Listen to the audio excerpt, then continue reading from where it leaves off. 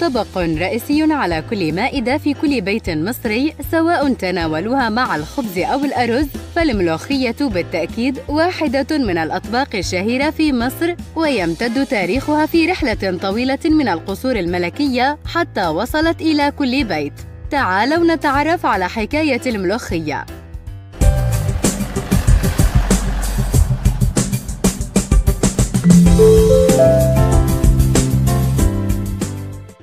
هناك العديد من الطرق المختلفة لإعداد الملوخية. في الدلتا والقاهرة يأكلون الملوخية الخضراء بعد خرطها ذات قوام خفيف، وفي الصعيد والواحات يفضلون الملوخية الناشفة الأكثر تماسكاً، وفي النوبة تطبخ بدون خرط ويضيفون لها بامية ناشفة وتفرك بالمفراك. أما في الصعيد فتحضر على البارد وبكمية كبيرة جداً من الشطة ويطلقون عليها اسم شلولو. وهناك روايتان حول سبب تسمية الملوخية بهذا الاسم. تقول الرواية الأولى إن الفراعنة هم أول من عرفوا الملوخية بعد أن وجدوا أوراقها تنمو على ضفاف النيل، ولكنهم اعتقدوا أنه نبات سام وكانوا يسمونه خيا. وعندما احتل الهكسوس مصر أجبروا المصريين على تناولها، وكانوا يقولون لهم املو خيا أي كلوا خيا.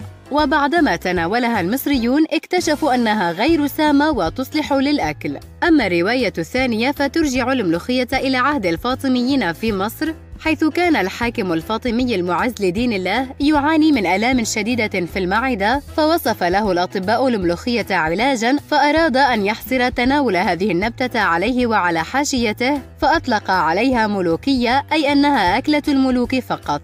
وعندما جاء الحاكم بأمر الله لحكم مصر أحب الملوكية حباً شديداً، وكان المصريون قد سمعوا عن هذا الطبق الملوكي وتطلعوا إلى أكله، فأشاع الحاكم بأمر الله بين المصريين أن هذا النبات سام حتى يبتعد عن تناولها عامة الشعب.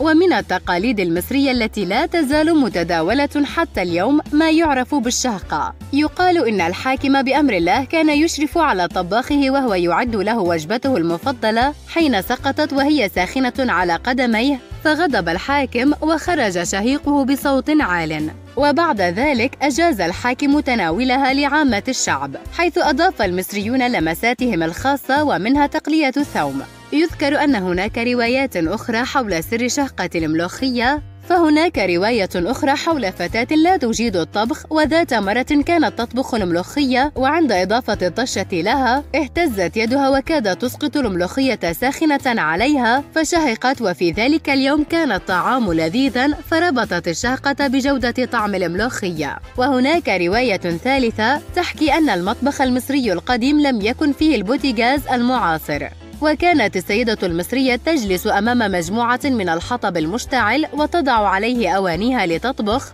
وكانت الطيور والحيوانات التي تربيها في المنزل تلتف حولها، وكانت عند حمل الملوخية وإسقاط التقلية عليها تصدر صوت شهيق عالي حتى تنصرف الحيوانات والطيور من حولها كي لا تسكب عليها الملوخية الساخنة. وأيا كان السر فسوف تبقى الملوخية دائما أشهر الأطباق المصرية.